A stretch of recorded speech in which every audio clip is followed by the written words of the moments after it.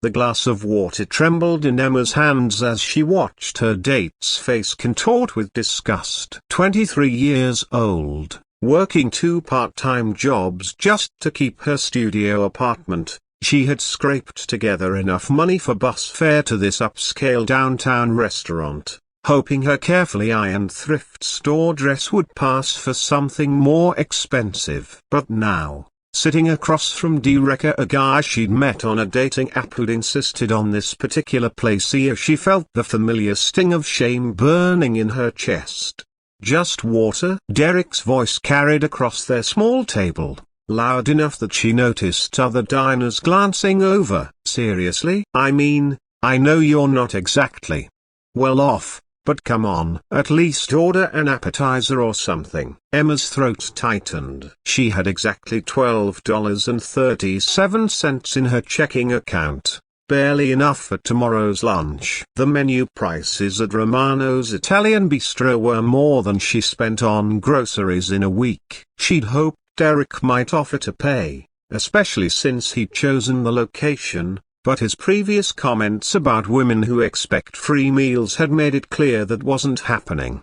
"I'm not really hungry," she lied, her stomach growling in betrayal. She'd skipped lunch to save money, and breakfast had been a slice of day-old bread with peanut butter. Derek rolled his eyes and flagged down the waiter. "I'll have the ribeye, medium rare, with the lobster tail, and keep my whiskey coming." He gestured dismissively at Emma. "She's having water, apparently." The waiter, a kind-looking older man with tired eyes, nodded professionally, but Emma caught the sympathetic glance he shot her way. She wanted to disappear into the floor, to escape the curious stares from nearby tables and Derek's obvious irritation. At the table directly behind Derek, a man in his 50s sat alone, methodically cutting his pasta while occasionally glancing at his phone. Marcus Chen had built his software company from nothing, starting in his garage 20 years ago and eventually selling it for more money than he could spend in 3 lifetimes. Tonight, like most nights, he was dining alone, surrounded by luxury but feeling utterly disconnected from the world around him. He couldn't help but overhear the conversation at the table in front of him. The young woman's quiet dignity in the face of her date's cruelty reminded him of his own mother, who had worked multiple jobs to raise him after his father left. She had the same way of holding her chin up even when the world seemed determined to knock her down. "So," Derek continued, apparently oblivious to Emma's discomfort, "my buddy Jake was telling me about this girl he went out with last week. She actually ordered the most expensive thing on the menu and then claimed she was too full to eat it. Can you believe that?" The audacity of some people. Emma nodded mechanically, wishing she could afford to leave. But the bus fare home would eat into her grocery money, and she still had 4 hours until the late-night bus that would get her back to her neighborhood for half price. Marcus found himself growing angrier by the minute. He watched the young woman's shoulders tense with each of her date's thoughtless comments, saw how she carefully sipped her water to make it last, noticed how she checked her phone anxiously, probably calculating how long she needed to endure this before she could politely escape. The breaking point came when Derek's food arrived. The aroma of the perfectly cooked steak filled the air, and Marcus saw Emma's eyes flicker toward it with unmistakable hunger before she quickly looked away.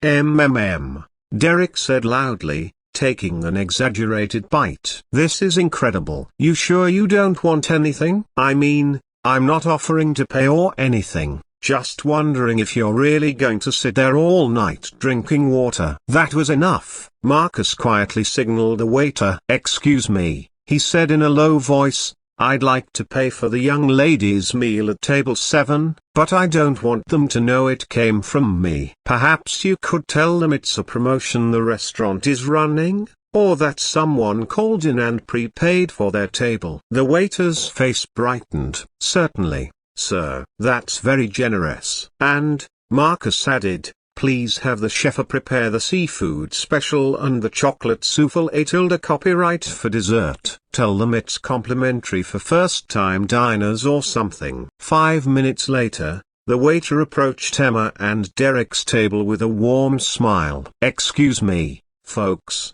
but you're in luck tonight. We're running a special promotion for young couples, and your table has been selected to receive our chef's special on the house. The kitchen is preparing our signature seafood pesto and our famous chocolate souffle tilde copyright for the lady." Derek looked suspicious. "We didn't order anything for her. It's completely complimentary, sir." The restaurant street. Emma stared at the waiter in shock. Are you sure? There must be some mistake." "No mistake at all, miss. Sometimes good things just happen to good people." When the food arrived, Emma took her first bite and actually gasped. She hadn't realized how hungry she was, hadn't allowed herself to acknowledge the constant ache in her stomach that came from stretching every dollar. The pasta was perfectly seasoned, the shrimp tender and sweet. For the first time in weeks, she felt genuinely satisfied. Marcus watched from his table, feeling a warmth in his chest he hadn't experienced in years. The simple act of ensuring someone else's basic need was met brought him more joy than his last vacation to the Mediterranean. But Derek wasn't finished. "This is weird," he muttered. "They don't just give away free food." "What did you do?" "Cry poor to the waiter when I wasn't looking." Emma's fork paused halfway to her mouth. "I didn't do anything. I'm just grateful." "Right. Well,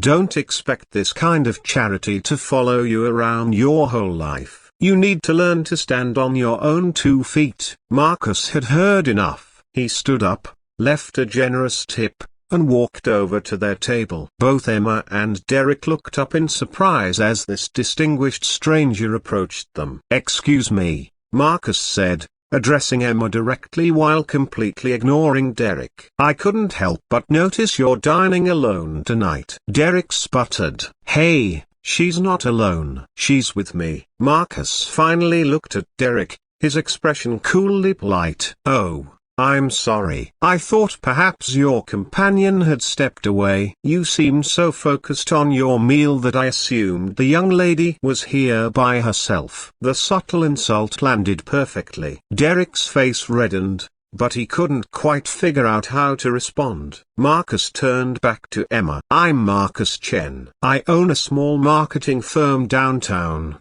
and I happened to overhear that you work multiple jobs. We're actually looking for someone with that kind of work ethic. Would you be interested in hearing about a position?" Emma nearly choked on her water. Yes, absolutely. I mean, I'd love to hear about it." Marcus handed her his business card. "Why don't you call my office tomorrow? We can discuss it properly." He paused, glancing meaningfully at Derek. Somewhere more conducive to serious conversation. After Marcus returned to his table, Derek spent the rest of the evening complaining about weird old guys who interrupt dates and people who think they're better than everyone else. Emma barely heard him. She kept staring at the business card, hardly daring to hope that this might be real. When Derek finally called for the check, he was clearly annoyed to discover that only his portion needed to be paid. "I still think this whole free food thing is suspicious," he grumbled, throwing down his credit card. As they prepared to leave, Emma stopped by Marcus's table. "Thank you," she said simply, "for the opportunity. I mean, about the job." Marcus smiled. "Thank you for reminding me what grace looks like under pressure. I have a feeling you're going to do just fine." 6 months later, Emma was managing Marcus's company's social media campaigns and had been promoted twice. She had her own apartment, a reliable car, and for the first time in her adult life, a savings account with actual money in it. But more than that, she had learned something profound about kindness. Marcus hadn't just given her a job, he had given her dignity when someone else was trying to strip it away. He had seen her worth when she was struggling to see it herself. Emma never saw Derek again, But she often thought about that night at Romano's. Not because of the humiliation or the hunger, but because of the moment when a stranger chose compassion over indifference. It had changed everything, and Marcus, who had spent years feeling disconnected from the world around him, discovered that sometimes the smallest acts of kindness create the most profound connections. In helping Emma, he had found something he didn't even know he was looking for: purpose beyond profit, meaning beyond success. They still met for lunch once a month, no longer stranger and beneficiary, but friends who had found each other at exactly the moment they both needed to be found.